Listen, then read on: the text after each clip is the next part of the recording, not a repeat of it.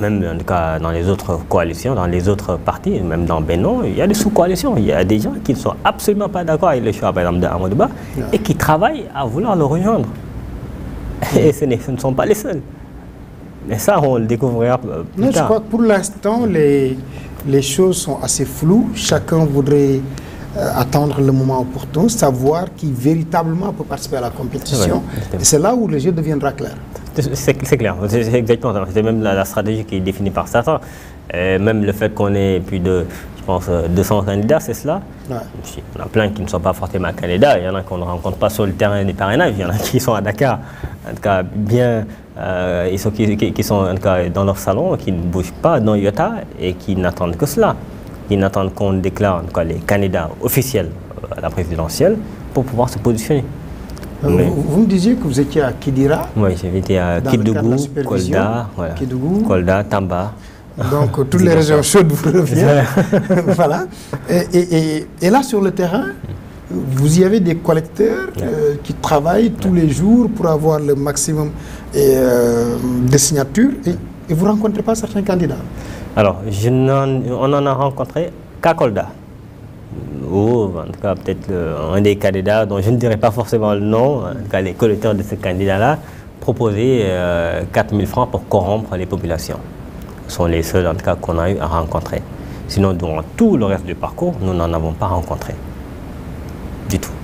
Alors, je ne sais pas si le terrain en tout cas est laissé vide, voilà. Mais moi je dis clairement qu'il faut une réelle enquête. Il y a des candidats qui sont déclarés et qui ne sont pas candidats et qui ne recherchent pas de parrainage.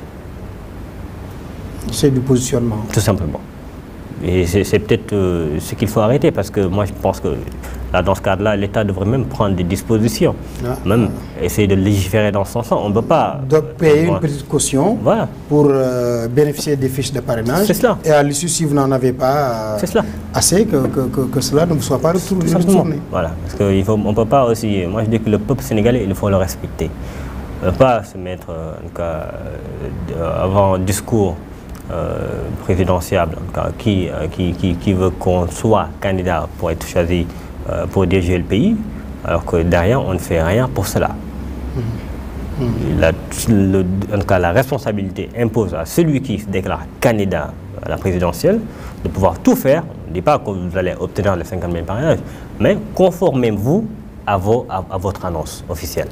C'est important. C'est également aussi, je pense, c'est du patriotisme, tout simplement. Vous faites de la com, la rupture, c'est ce que vous prônez. Elle va se matérialiser par quoi, cette rupture-là?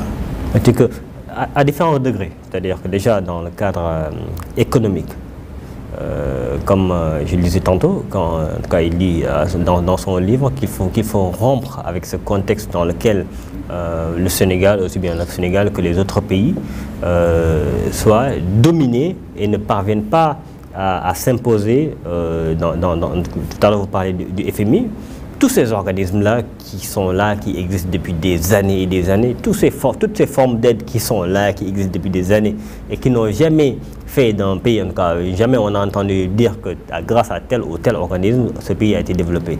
Moi, je pense qu'il faut rompre avec tout cela. Toutes ces formes d'aide, moi, je pense que ce sont des mécanismes pour davantage nous ancrer dans cette idée de nous laisser à la même place.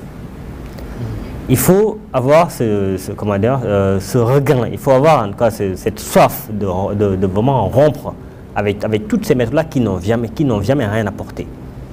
Machiavel disait que quand on veut obtenir des résultats différents, il faut mettre en avant des méthodes différentes. Mais quand on applique tout le temps les mêmes méthodes, on aura toujours les mêmes résultats. Aujourd'hui, la réalité, avec effectivement la découverte du gaz et du pétrole au Sénégal, cela doit quand même, on ne peut pas se dire qu'on a découvert cela et que ça ne nous apporte pas en plus non négligeable. Et on l'a vu dans les autres pays aussi. Aujourd'hui, le Nigeria, effectivement, ils ont le pétrole, mais économiquement, est-ce que cela pèse réellement? C'est ce qu'on doit éviter. Donc c'est pourquoi, si on n'a pas effectivement ces mains expertes-là qui puissent diriger avec responsabilité nos pays, nous irons en tout cas contre le même mur. Avec au niveau social où le président élu sera très attendu. C'est clair. Le renchérissement des coûts des denrées de première nécessité.